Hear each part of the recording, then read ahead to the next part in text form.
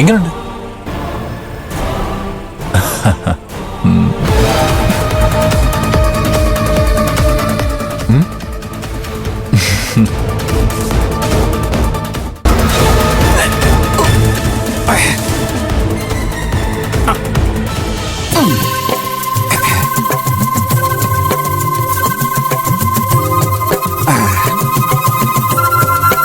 ജീവാംശമായി താനേ നീ എന്നിൽ കാലങ്ങൾ മുന്നേ വന്നു.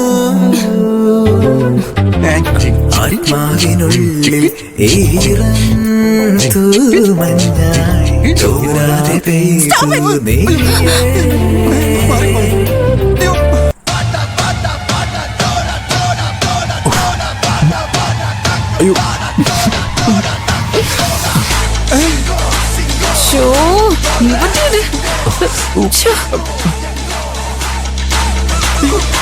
അയ്യോ, പാട്ട് മാറിയല്ലോ. അയ്യോ, ഇപ്പൊ കാലൊടിഞ്ഞ. ക്ഷമിക്കണം മാഡം.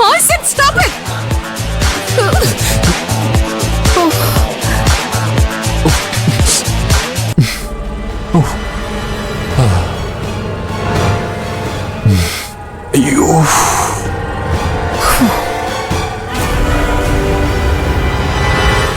എന്താ ഇത്? അത് പാട്ട് മാറിപ്പോയതാ. ഞാൻ ചോദിച്ചത് അതല്ല, എന്താ ഈ കാണിച്ചു വെച്ചിരിക്കുന്നേന്നാ. ഇതോ, കല്യാണം കഴിഞ്ഞ് നമുക്കിടയിൽ ഒന്നും നടന്നില്ലല്ലോ. വാഗ വീണ് പോയി. അതാ തുണിക്കച്ച കാര്യം ആകാശം കൂടെ ചളവാക്കി. മേഡം എന്നോട് പിണങ്ങി വീട്ടിലേക്കും പോയി. ഇപ്പോ പിണക്കൊക്കെ മാറി മേഡം വീട്ടിലേക്ക് വന്നില്ലേ. മുടങ്ങിപ്പോയ ആദ്യ രാത്രി നമുക്കൊന്ന് ആലോചിക്കണ്ടേ?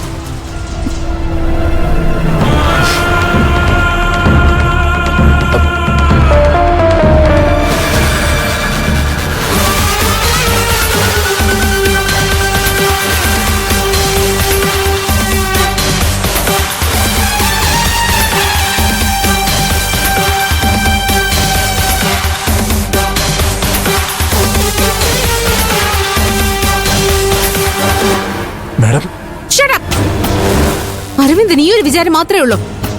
കല്യാണം കഴിഞ്ഞ വലത് നടക്കണം, ഭാര്യയുടെ കൂടെ അട ഇരിക്കുന്നത് പോലെ ഇരിക്കണം. നിങ്ങൾ ആരാ മിസ്റ്റർ അരവിന്ദ്? ആരാന്ന്? ഞാൻ മേഡത്തിന്റെ ഭർത്താവല്ലേ? ഒരു ഭർത്താവാൻ ഒരാണിന് എന്തൊക്കെ യോഗ്യതകൾ വേണമെന്നറിയോ? അറിയോന്ന്?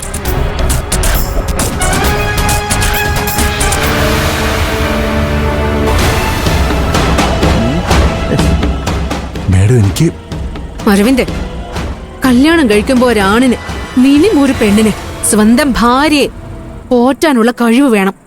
അതുണ്ടോ അരവിന്ദന്? ഉണ്ടോന്ന്?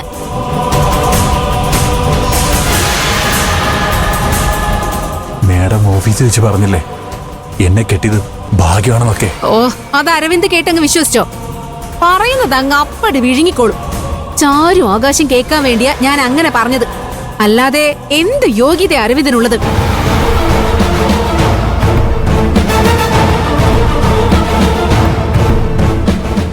കല്യാണത്തിന് മുമ്പ് ബാലമാഷിന്റെ മകനാണെന്നുള്ള ലേബലിൽ അച്ഛന്റെ തണലിൽ ജീവിച്ചു. കല്യാണം കഴിഞ്ഞോ ചീഫ് എഞ്ചിനീയർ ശ്രേയ രാജേശ്വരിയുടെ ഭർത്താവാണെന്നുള്ള ലേബലിൽ. ഇത്രേ ഉള്ളൂ അരവിന്ദിന്റെ യോഗ്യത. ജീവിതത്തിൽ ഇന്നേ വരെ ഒരു ജോലിക്ക് പോയിട്ടുണ്ടോ? അല്ല, ജോലി ചെയ്ത് ജീവിക്കണമെന്ന് ചിന്തിച്ചിട്ടുണ്ടോ? ആഗ്രഹിച്ചിട്ടുണ്ടോ?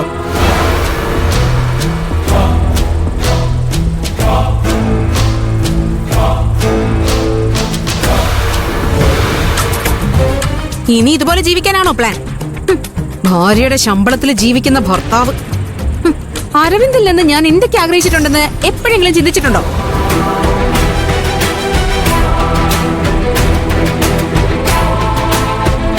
ആദ്യം സ്വന്തം കാലിൽ നിൽക്കാൻ പഠിക്കും, എന്നിട്ടാവാം ആദ്യരാത്രിയും കുട്ടികളൊക്കെ. അരവിന്ദിന്റെ കുട്ടിക്കാലത്ത് അച്ഛൻ എന്താ ജോലിയെന്ന് കൂട്ടുകാർ ചോദിക്കുമ്പോ അഭിമാനത്തോടെ പറഞ്ഞിട്ടുണ്ടാവുമല്ലോ ഗവൺമെന്റ് സ്കൂളിലെ മാഷാണെന്ന്. നിങ്ങൾക്ക് കുട്ടികളുണ്ടായ അവരോട് ഈ ചോദ്യം ചോദിച്ചാ ആ കുട്ടികൾ എന്ത് മറുപടി പറയും?